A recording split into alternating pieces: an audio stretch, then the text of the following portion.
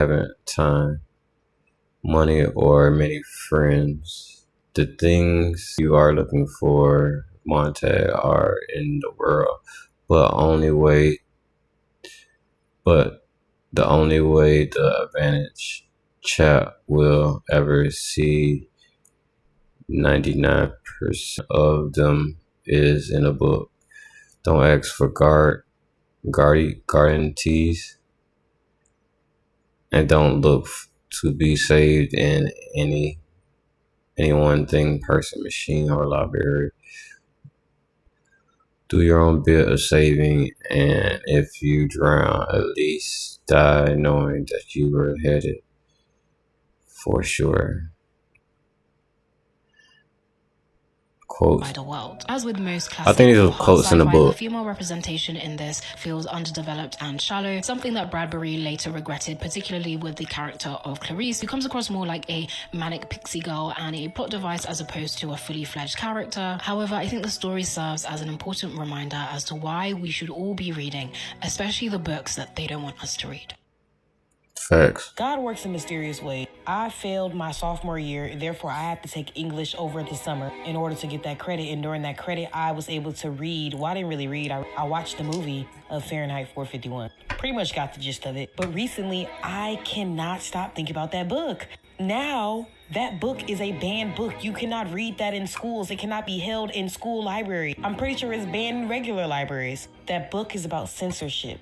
And although in that book, the firefighters were the ones who were burning down places that had books, and that looks obscene, that looks ridiculous. Yet in reality, slowly but surely, everything's becoming digital. They can make up their own news. They can take away news. Started off as Mandela effects. I'm pretty sure the government was putting out little breadcrumbs to see how well they can manipulate. We are currently living through censorship and control. Why do you think all the social media apps are now trying to be owned by the same company? We think all this AI is different brands of AI. Whole time it's probably all collected in the same database. Certain parts of the world get certain media. Certain parts of the world does not get media. TV programming. Come on now. Like, the wicked must tell what they do. They have to be honest. It's just up to us to accept it or not. We just be like, la, la, la, la, la, la, la. What in the Fahrenheit 450 fuck do you mean AI companies are buying up millions of used and antique books, using hydraulic presses to cut them apart so that they can use industrial-sized scanners to scan the pages to train AI models off of them, and then destroying the remnants? We all see the problem there, right? Oh, it's not that big a deal. AI's the way of the future. Okay, Cletus, I could waste my time. I could ask you to tell me a single time in history where the people that were burning the books were the good guys. But based on the fact that you failed 8th grade history and the only time you've ever willingly read a book was high school literature, when the teacher told you that when you read that particular part of To Kill a Mockingbird, you could say the N-word out loud, I'm not even gonna fucking do that. I'm just gonna tell you. You better not, bitch. Fucked. They are stealing hundreds, if not thousands of years worth of work from authors. They're destroying millions of books that could be put to good use and burning our environment down around us so that inbred shit kickers like you can ask a fucking robot to do your thinking for you because you're dead from the fucking neck up. God damn it. I ain't gonna lie, some of these videos I don't hardly watch full thing. I ain't really gonna say all that. God damn. Okay, that's cracker. I found out Fahrenheit 451 is no longer mandatory reading, which makes a lot of sense because we living in it. Just the description of the book. A dystopian society where books are banned, burned by firemen whose job is to start fires instead of putting them out. Right there. Perfect example of starting fires instead of putting them out. Left wing, right wing, same bird, but they always want you versus each other and hating each other. But what's one thing that they always agree on? Our greatest ally. Because currently that is where the biggest fire is burning and where it stems from. But instead of putting it out, we are now in a dystopian society that instead will start fires in other places. They do start another fire, and that's where Double Epstein comes into play. Hey, look away. Yeah, we commit an ethnic cleansing with Gaza and Palestine, but guess what? Look what you guys were doing. Here's 3 million files about what the fuck been going on over there. And all of a sudden, instead of putting this fire out, what do? Start another fire. This one being with Iran. 30 plus years, 2 weeks away from having a nuclear weapon. Now, all of a sudden, we just need to go in there. And now that we're losing that, and they're saying, you know what, we just gonna take that nuclear stuff off the table. We gonna have what we gonna have. What the fuck is y'all gonna do? Straight is blocked. Money is going up. Gas prices going up. We killing y'all and we destroying your bases. Fuck you gonna do about that? Start another fire. Now all of a sudden, we need a ballroom, a defense bunker, an added military complex with drone protection, aka my forever home, because guess what's gonna happen after this?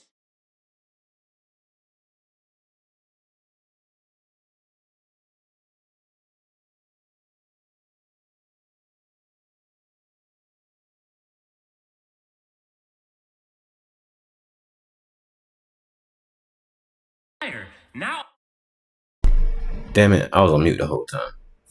But isn't this the guy that ran to the Capitol building and tried to kill, I guess, the president? I don't know who he was trying to kill. Well, yeah.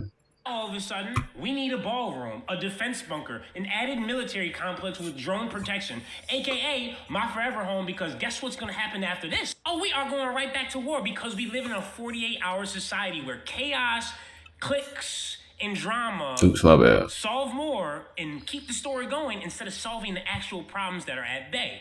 Which, in reality, cannot let them start any other fire or move on until we put this fire out. Because this should be a raging fire that makes the left wing, right wing equally mad, and it does. And that's why they don't want to talk about it. And that's why they will do anything and enter war with anybody and kill any other individual, so we stop talking about what we really need to talk about. Because this right here is the only way that anybody is held accountable, because they have it in writing. They have it in proof. There is 3.5 million files waiting to be released. And let me tell you, they will be released if we don't follow our greatest liability over there into another war. But Trumpstein's a rat that is cornered, so he has no choice but to drag us with them. As crazy as it sounds, it starts here at home with his basic knowledge of this. Stop. Take your news in from somewhere else and stop hating the other side. Because in reality, there's not that much of a difference. We all want the same thing. Child pedophiles held accountable, American lives to be a priority, and not to spend our tax dollars bombing innocent people in different countries that are a supposed threat that have never actually bombed any of us. I know I'm on the right track, because you don't ban somebody for no reason. Especially the content I make. It's not violent, it's not crazy. It's spreading information that I find interesting that I think more people should pay attention to. And who owns this now? Exactly. Already trying to arrest people for jokes right now. That's step one. If we keep letting them get away with this, it will no longer be just a book. This will be our reality. That's facts.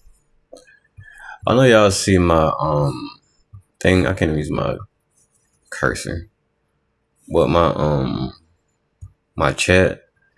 See, I keep popping up. That's goddamn Twitch keep dropping my videos and re-popping them up. So I got like 1, 2, 3, 4, 5, like 5 freaking videos on Twitch. Twitch be pissing me off sometimes. Did you know that some of the first black women librarians in New York changed how we read and what we're allowed to remember? Let me explain. Back in the 1920s, public libraries mostly ignored black writers, thinkers, and history, but Arturo Schomburg, an Afro-Latino bibliophile, had collected thousands of books, letters, and artifacts documenting black brilliance across the diaspora. In 1926, the New York Public Library bought his collection and placed it at the 135th Street branch in Harlem, what we now call the Stromberg Center. But it wasn't enough. To make this knowledge truly accessible, it took black women librarians like Catherine Latimer, Regina Andrews, and Dorothy Porter, who fundamentally changed how we read in 3 powerful ways. First, they changed what we read. These librarians fought to build collections full of black authors, black scholars, and black life at a time when libraries excluded it. They preserved black literature and history when no one else would. Second, they changed how we read. Traditional systems buried black books under racist or irrelevant categories. These women built new classification systems, new catalogs, and new indexes so readers could actually find black literature and understand it on its own terms. Third, they changed why we read. They transformed libraries from quiet, white-centered institutions into vibrant black cultural hubs. Regina Andrews even turned her apartment into a salon where Langston Hughes and Alan Locke gathered. These libraries became places for community, learning, and liberation. These women weren't just shelving books. They were building the infrastructure of black intellectual freedom. And that legacy lives on in the Schomburg Center and in every liberated space where black knowledge is honored. They didn't just change what's on the shelves. They changed the story and who gets to read it. Let me know what you think and if this info is new to you. I'm Jared, a PhD candidate at Penn State, black and here to educate. That's fire. Why this thing ain't working? It was just I don't know why this thing ain't working. I should have streamed on Kick. It's supposed to show. I just typed in the chat and it's not showing shit. But anyways, keep going. There's this thing going on in book spaces where people think that writers should write the world as they want it to be, not the way that the world actually is. I'm reading Yesterday right now, and I keep seeing criticism of the book, and they're saying that the main character is too racist and they can't get past the racism, and it makes them dislike the author. I always see this about Stephen King. When there's racism in Stephen King books because the character is a racist, people are like angry at Stephen King for writing racist characters. But it's like, some people are racist. Some characters are racist. Some characters are misogynistic. Starting to see this directed towards George R.R. Martin too, the writer of Game of Thrones series. I really need people to know this, but someone writing something is not an endorsement of that thing.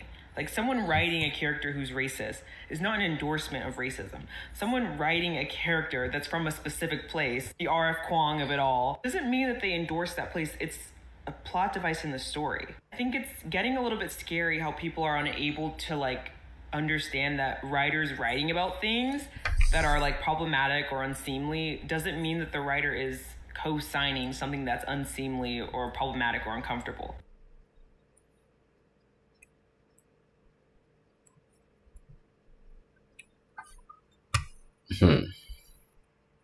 Did you know that in the 1960s, the FBI declared war on black bookstores? Black people, mainly activists, began opening more and more black bookstores during the Black Power and Civil Rights movements to get more black books to black communities. Then, in 1968, FBI Director J. Edgar Hoover sent out this memo ordering FBI agents to spy on and surveil black-owned bookstores like Drum and Spear in D.C., Vaughn's Bookstore in Detroit, and Hakeem's Books in Philly. But authorities were already targeting black bookstores. During the uprisings in 1967, authorities allegedly flooded Martin Sostry's Afro-Asian bookshop in Buffalo and arrested him for allegedly inciting riots. That same year, Ed Vaughn said Detroit police ransacked his bookstore. And how did he know that police did it? Well, he called them, and a sergeant said, "Sure, we did it, and we'll do it again." And he wasn't lying, because the next night they came back, they broke in again, knocked all of the boards off, and plugged up the sink, turned on the water, and knocked all the books off the wall and waterlogged all of my books in about 8 inches of water. Dirty motherfuckers. We've always been 100% black owned. We're the oldest black owned bookstore in America.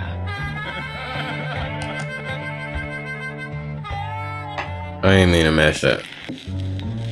Marshall's Music and Bookstore has been here for a very long time. We're actually 82 years old. It began with Reverend Welcher. Then my grandmother purchased the bookstore, and fast forward now to